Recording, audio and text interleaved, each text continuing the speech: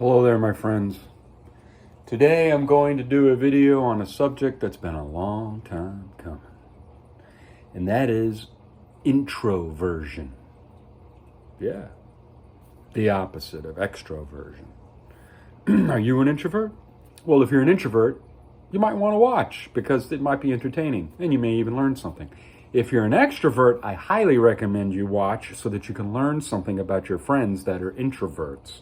It's important to understand an introvert. Extroverts don't need to be understood. They are naturally narcissistic in how they get their energy. They can't help that. They go out and get it. They take it from other people. They hang around people, they giggle, they blah, blah, blah, blah, blah, blah, and during that, they're getting their energy. They tell stories, you listen, they get their energy. All of that is what extroverts do. Extroversion has nothing to do with standing up on stage and strumming a guitar or reading a speech in front of the class. That's not an extrovert. That's where the confusion comes from. So let's get into what introversion is, which is what I am. I am a class 13 introvert. That's pretty hardcore since it's a logarithmic scale that only goes to 14. All right, so it's 0 in the middle. Logarithmic. So it's 0 in the middle, right? And it goes from 1, 2, 3, 4, 5, all the way to 14. Okay? That would be plus, going this way. Going this way is minus. So actually it's the other way around, but for the sake of the video and the way you're watching this, it's going to look better this way. So minus would be this way. So an extrovert would be going that way plus, an introvert would be going that way minus. Okay? On a logarithmic scale. I'm an introvert, so I go this way, and I'm 13 points that way, okay? Or you could be an extrovert, and you can go 14 points to an extrovert. Most people are class 4 to 5 extroverts, and those that are not are usually 2 to 3 introvert. A hermit, somebody who lives completely self-contained and you never hear from them ever, is going to be a 14. Now, I'm a 13. I think I'm an 11. I took the test twice and I got in between and they said you round up. I'm going to round down. So I'm going to say I'm a class 11 introvert so that I don't seem too weird. Okay, so what is an introvert? Is an introvert somebody who's shy? No, because I'm not shy. I'm the least shy person of anybody you'll ever meet. I'm extremely confident. I'm extremely aggressive. I stand up straight and tall and I walk through a crowd and I look down on everybody smiling. Okay, so that's not it. And remember, this is coming from a supposedly class 13 introvert when I think that I'm a 10 or an 11. Now, it's still very high, 10 or 11. An introvert simply means, if you're an introvert, this is what you have to do to survive. Now remember this, if you're an extrovert, pay attention because your introverted friends need this to recharge. You've got to be empathetic to your introverted friends, especially if you're married to one. Now, an introvert has to have me time. And the thing is, it's not narcissistic. It's the opposite of narcissistic. They won't ever ask for that me time. They'll come and hang out with you and you need to be around a friend and you need this and you need that and blah, blah, blah, blah. You sleep in the same bed and you put your arm around them. All of that, believe it or not, is draining your introverted friend. The only way your introverted friend can recharge is to be by themselves, which is why most introverts that are married or have a family spend a lot of time at work or have long distances between their job and where they live. And they have no problem with that. They never complain. You'll never hear them complain about the distance between work. Oh, I had to sit in rush hour traffic for 2.5 hours today. Oh my God, to an introvert? That 2.5 hours, if they're married and everything, is going to be heaven on earth. That'll be their favorite time. They'll have their coffee, they'll have their juice, they'll have their drink, they might have a snack, and they're going to turn the stereo on to whatever they want to hear, and they're going to chill and just watch everything go on around them while everybody else is freaking out about the rush hour traffic. They're going to be in heaven because there's no one taking any energy from them. So they can charge like a cell phone. That doesn't mean they can't be around people. I'm a very good entertainer. I seem like an extrovert. Musicians, actors, these are examples of introverts. An actor, you don't know anything about him. We don't know anything about any actor we've ever seen on TV, no matter what it is. How genuine the interview might seem to you, this is still an introverted person giving you a visage of something they want you to see. They are in control 100% of the time of what they're doing. Your extroverted friends are not. A typical example of an extroverted friend would be, woo, your shots did it. They're out of control for who they are. But they're gaining energy by doing all of that. They're charging up. So tomorrow, when they have to be by themselves at work and focusing on tasks and stuff, your extroverted friends needed all of that energy release and absorption. Now, then there's a third one, which is a type of extrovert that is called a vampire. And this is where the term vampire comes from, which is a person that feeds off of the energy of others. Yeah, vampires will be around you, and for some reason you feel like they just, and you're just, and you're a talker, but it doesn't matter. They're just, and it's engaging conversation too. They're not just talking and ignoring you. They're engaging you and asking you questions and trying to pull you in. And that is the most dangerous person in the whole world for an introvert to be around. They'll suck you dry and leave you in the gutter. So be very careful, especially in relationships. If you're in a relationship with a vampire, you need to get the hell out of there. I don't care how cold-blooded that sounds and how many years you've been together, how many children you have. If you're with a vampire, get the hell out of there. They are killing you. They are sucking you dry. Either that or go on a 6-month vacation every year. Just disappear. I love you, kids. I love you, honey. And just go on vacation and take off for 6 months, half the time. So you'll have half the time to yourself and half the time with your family. That's about the only way you're going to survive and not have a stroke or a heart attack by the time you're 55. You know what I mean? Now, do I seem introverted the way if you've ever watched any of my videos, you know there's a bunch of them, or if you're just watching me here right now and the way that I'm communicating with you, the body language and so forth, how comfortable I am not only with talking to you and then sharing it later, but how comfortable I am with this camera running, how comfortable I am with 7 minutes and 11 seconds in this video. Would that, by what you think you've been told, be an introvert? No, it wouldn't, right? Of course not. But it is. What do you hear going on?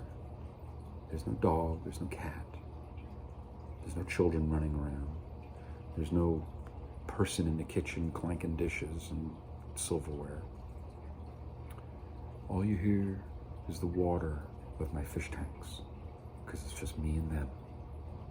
You might hear my chickens outside, my neighbor's lawnmower, occasional police siren, loud exhaust go by, maybe some bass thumping if I'm lucky. Somebody cool in the neighborhood. Not a lot of them out here. I'm an introvert, and there's absolutely nothing wrong with it. I embrace it, and I'm in love with it because it's who I am. And I'm also a lefty, and I embrace that too. And until I started embracing the things that I am, if I had a birthmark on my face, I would embrace it. If I had a missing limb, if I had anything that made me unique or different, my personality would embrace it. I would say things like, hey, how you doing? Sorry about this one arm, man. I know it's going to make you uncomfortable for a few seconds, but just after a while, you'll realize I'm just like you. I'm just missing an arm. That's the kind of personality I have.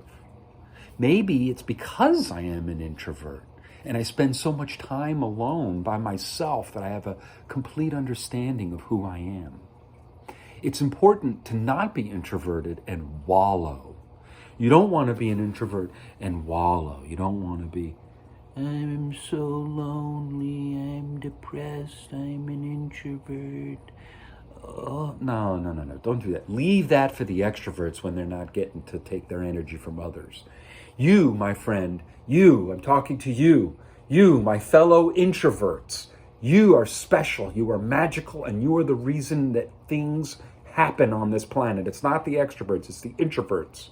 Okay? So embrace who you are. Relish in that moment. There's no such thing as boredom to an introvert. You cannot be bored. I have never been bored a day in my life. No matter how much time I spend alone, I am never bored because I'm a true introvert. I love being alone. People drain me. Doing things drains me. Talking to family, talking to friends, it all drains me. All of it. No matter how happy I seem when I'm doing these things with friends and family. And I'm genuinely happy when I'm doing them. And I want to stay around them. It's addicting. I want to be around them. I love it, you know? But when it's over, I realize very quickly, how drained I am. Oh, it's over. Wow, it's like I was just running a marathon. And I didn't want to quit. And then the marathon's over. I get across the finish line and bam, I'm tired. And that's the way I am when I'm around people. So if you're an introvert, embrace that. Embrace your need to be alone. And when you are alone, think about yourself, not others. Don't use your energy thinking about others, especially if it's the wallowing type, where you're using your energy to think about what others think of you. Who cares what they think of you? You're you. And if you are you good enough, guess what?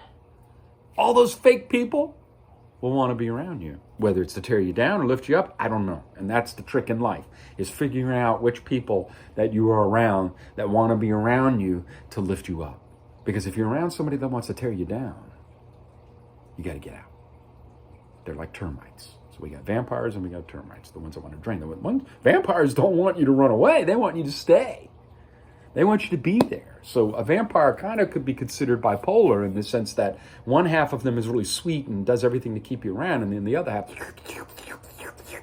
know what I mean? They should be called a parasite then, maybe? I don't know.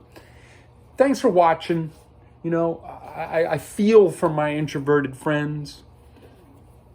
And I don't feel for my extroverted friends. And the reason is because, like we said, they are narcissists. They can't help it. They take what they need. You don't need to feel sorry for an extrovert. They'll find a way to get it. So extroverts are built-in safe. They're lucky. They're built-in safe. Introverts have to control it for themselves. You have to be in control. You are learning how to use your emotions, how to use your brain and logic. All of that is learned very early on for introverts. You may not even know you're an introvert. Some people are introvert and they think that their sexual curiosities change because of that. No, you're just an introvert. It doesn't mean you don't like women.